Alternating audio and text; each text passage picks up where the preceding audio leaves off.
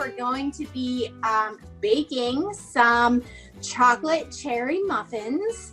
So the first thing that we're gonna do is chop up some cherries. So I have some frozen cherries here. So we're just gonna give them a rough chop because they're a little bit big. We're going to add some applesauce. We're also gonna add some milk. Whatever milk you have is fine. We're gonna add that. And then we're also going to add some maple syrup, and then just a tiny, tiny little bit of apple cider vinegar, our chickpea liquid. So you're gonna need half of a cup of that. This is a great substitute for eggs. So we're just gonna mix this all up. So these are my wet ingredients, my dry ingredients. So I have some flour. Now I also have some baking soda and baking powder that's gonna help them rise. Some cocoa, because they're chocolate.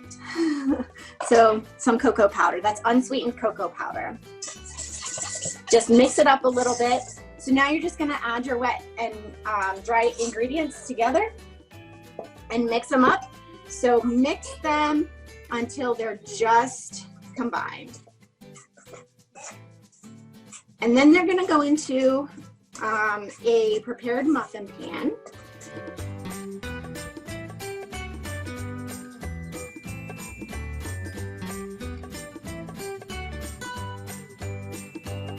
All right, so these are all ready to go. They're gonna go in the oven at 350 degrees for about 25 minutes or so. Keep an eye on them. They come on out of the oven looking fabulous. So I'm just gonna try one here. Ooh, those look perfect. What do you think, guys? Moment of truth.